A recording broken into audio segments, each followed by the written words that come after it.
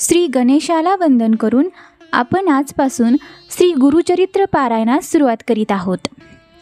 श्री दत्तात्रेय महाप्रभूंनी नामधारकास अतिसामान्यांना गुरुप्रणित मार्ग मिळावा म्हणून हे गुरुचरित्र सांगितलेलं आहे. श्री गुरुचरित्र हा 5वा वेद मानला जातो.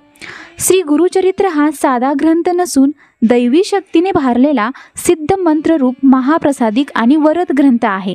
चला तर मग श्रोते हो, आपण सुरुवात करूयात गुरुचरित्र पारायणाला.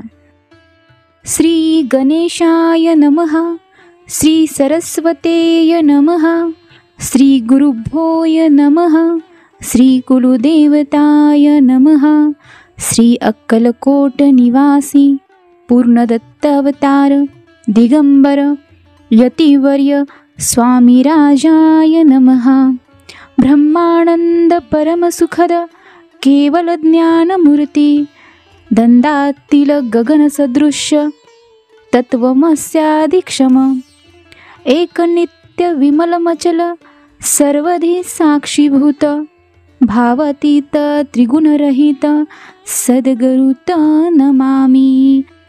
ओम रत्नांड रक्तवर्ण पद्मनेत्र सुहास्य वंदन कंठाटोपीच माला दंडकमंडलुधर कंट्यांकर रक्षक त्रैगुणरहित त्रैलोक्यपालक विश्वनायक भक्तवत्सल्य कलियुगे श्री स्वामी समर्थावताधारक पाहि माम पाहि माम पाहि माम. श्री स्वामी समर्थ. ओम तस्य वितुवैरण्य भर्गो देवस्य धीमहि धियो यो न प्रचोदयात. अध्याय पहिला.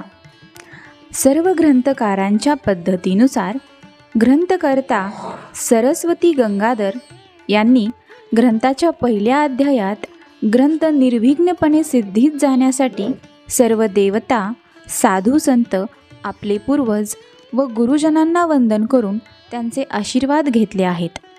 ग्रंथकाराने श्री गणेश, श्री सरस्वती तसेच ब्रह्मा, महेश्वरी, इतर सर्व देव, सिद्धी, यक्ष, किन्नर, ऋषीश्वर इत्यादींना नमन केले आहे. तसेच श्री नरसिंह सरस्वती यांची आज्ञा झाली म्हणून हा ग्रंथ लिहिला आहे. गाणगापूर निवासी श्री नरसिंह सरस्वती या दत्तावताराची कृपा व्हावी म्हणून त्यांचा नामधारक असा एक साधक अत्यंत तळमळीने व निर्धाराने घराबाहेर पडला. प्रवासात त्याने व्याकुळ अंतकरणाने गुरुची करुणा भाकली. परमेश्वर व गुरु एक मानून त्याची स्तुती केली. त्यांना दर्शन देण्याची विनवणी केली. नामधारकाने अशी विनवणी केली तेव्हा कृपावंत गुरुनाथ वेगाने तिथे प्रकट झाले. वासरासाठी गाय जशी आतुरतेने येते तसे श्री गुरु आपणहून त्यांच्याजवळ आले. गुरुमुनी येताच नामधारकाने त्यांच्या चरणयुगलांवर मस्तक ठेवून त्यांना वंदन केले. त्यांना आपल्या हृदय मंदिरात स्थान दिले. त्याचप्रमाणे त्यांची षडोपचारे पूजाही केली.